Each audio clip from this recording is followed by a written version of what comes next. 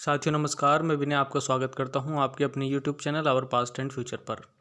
आज हम लोग चर्चा करने वाले हैं जो टाइपिंग टिप्स हैं उन पर, और ऐसे एग्ज़ाम जो किसी भी नेचर के होते हैं, चाहे वो क्वालिफाइंग नेचर के हों या फिर अन्य प्रकार के हों, और जिनमें टाइपिंग का महत्वपूर्ण योगदान होता है, उनके लिए आज ये वीडियो आपके लिए महत्वपूर्ण और लाभदायक सिद्ध हो सकती है।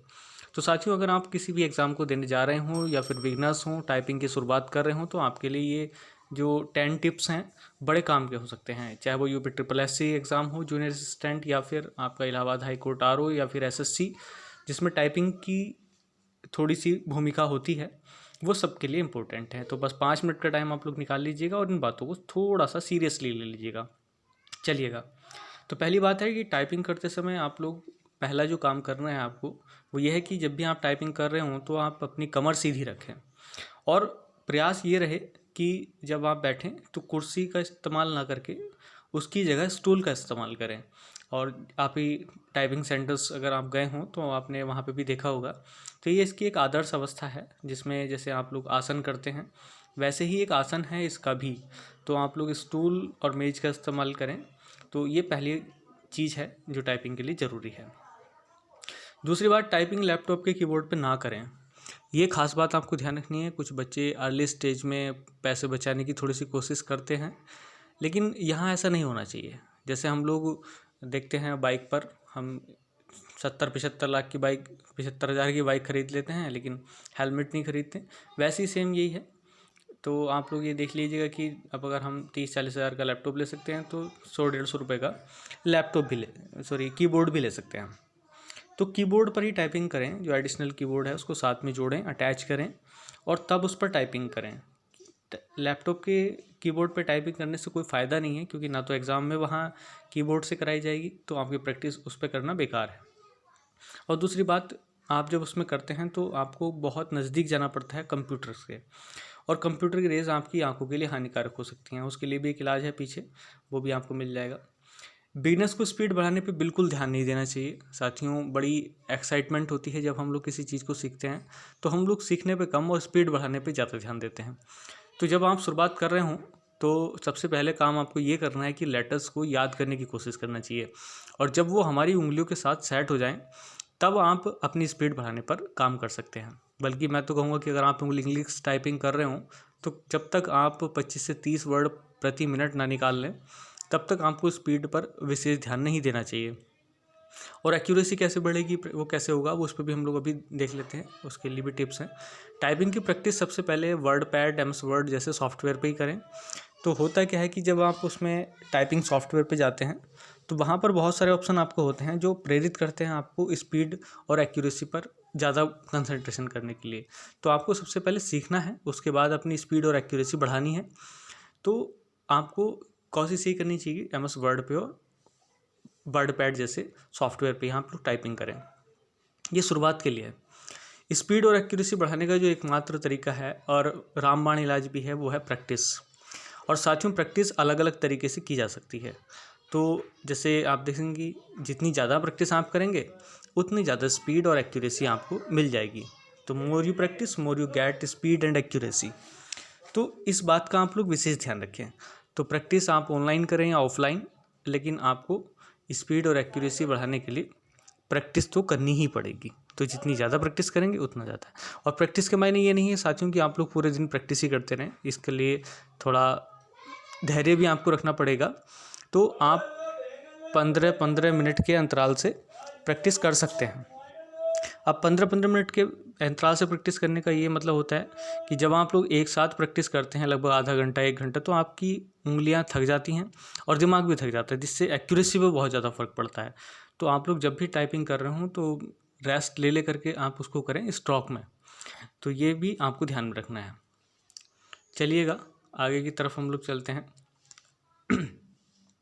प्रारंभ में लेटर टू लेटर ही टाइप करने का प्रयास करें। साथियों, हम लोग देखते हैं कि कई बार हमने एक वर्ड पढ़ लिया, जैसे हमें वॉट शब्द है और उसको टाइप करना है, तो हमने वॉट पढ़ लिया और बस सीधे लिख दिया वॉट।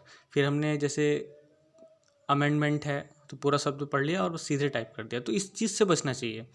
तो ये एक सेकेंडरी स्टेज है। आप लोग पहले अगर एक्यूरेसी आपको मेंटेन करनी है तो एक्यूरेसी मेंटेन करने के लिए आपको लेटर टू लेटर टाइप करना पड़ेगा। जैसे वॉट लिखना है तो WHAT ऐसे करके आपको बोलना भी है, मन मन में भी कर सकते हैं और सीधे भी कर सकते हैं। तो ये बात आपको ध्यान रखनी है। इससे क्या होगा कि एक्यूरेसी आपकी बनेगी। लेकिन कई बार मैं अपने निजी अनुभव से बता रहा हूँ कि जब आप वर्ड टू वर्ड टाइप करते हैं, हालांकि ये बाद में ऑटोमेटिकली हो जाता है, तो वर्ड टू वर्ड टाइप करने में प्रॉब्लम ये है कि जब एक बार आपकी आंखों ने जो शब्द देख लिया, जैसे वॉट का दैट पढ़ा गया, तो बस दैट ही टाइप हो जाएगा, तो वो आपके लिए गलती वाला सिद्ध हो सकता है। आप लिखेंगे सही, लेकिन पढ़ने में थोड़ी सी गड़बड़ होने की वजह से आप थोड़ी सी प्रॉब्लम देख सकते हैं। और ये वो लोग अच्छी तरीके से समझ सकते हैं जो प्रैक्टिस करते होंगे या उसको समझते होंगे। तो ऐसी बहुत सारी समस्याएं हैं, जैसे दियर का आपको कौन सा वाला दियर लिखना था, लिख दिया दूसरा वाला दियर, तो इस तरह की समस्याएं होती हैं। तो ध्यान की बहुत आवश्यकता होती है इस समय। तो जब भी टाइपिंग आप कर रहे हो तो पहले तो आप ऐसे जगह फाइंड करने की कोशिश करें जो बिल्कुल एकांत वाली हो, और वहाँ ये देखें कि कोई डिस्टर्ब वाला तो सिस्टम नहीं है। तो शुरुआत में आप ऐसी जगह ढूंढ लें, बाकी बाद में जैसा भी है वो तो प्रैक्टिस हो जाती है। फिर तो आप कहीं भी चाहे जहाँ पे करना चाहें वहाँ कर सकते हैं। जैसे साइकिल वाला सिस्टम होता है, तो पहले आपको कंसंट्रेशन करना पड़ता है, सामने देखना होता है, ब्रेक पे ध्यान रखना होता है, बाद में तो आप बिना हाथ छोड़ करके भी चला सकते हैं। तो वैसे यहाँ पर भी है, शुरुआत में आपको कंसंट्रेशन पूरा रखना पड़ेगा, बाद में आप जब परफेक्ट हो जाएंगे तो फिर आप चाहे जैसे करें, वो एक अलग सिस्टम है। प्रारंभ में एक ही मैटर को कई कई बार करें। ऐसे नहीं कि आप एक बार उसको टाइप करा फिर नया मैटर, फिर अगली बार करा नया मैटर, तो ऐसा ना करें। एक ही मैटर को 2-2 4-4 बार कम से कम करें, तो इससे आपके हाथ सेट होने शुरू हो जाएंगे। तो ये थोड़ा सा निजी अनुभव है, ये भी आप लोग प्रयास करें एक बार, तो ज़्यादा फ़ायदा आपको हो जाएगा। न्यूमेरिक कीबोर्ड पर भी हाथ सेट करने का प्रयास करें। साथियों, टाइपिंग हमारी तभी परफेक्ट होगी जब हम लोग जो अल्फ़ाबेट वाले कीबोर्ड्स हैं और न्यूमेरिक कीबोर्ड दोनों पर ही हाथ सेट कर लेंगे। हालांकि एक ही कीबोर्ड पर दोनों चीज़ें मिल जाती हैं, तो उनको प्रैक्टिस भी आपको कर लेनी है। तो 2 जगह होते हैं न्यूमेरिक, एक साइड में जैसे कैलकुलेटर टाइप का होता है, एक ऐसी रोज़ होती हैं, और एक ऊपर एक ही रो होती है जिसमें 1 से लेकर के 0 तक अंक लिखे होते हैं।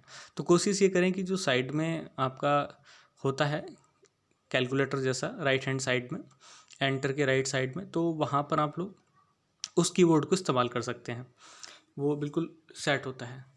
और हाँ, एक लास्ट और बात आपको ये ध्यान रखनी है कि जब टाइपिंग आप कंप्यूटर पे कर रहे होंगे तो आप रेस से बचने के लिए भाई चश्मे का ज़रूर इस्तेमाल करें।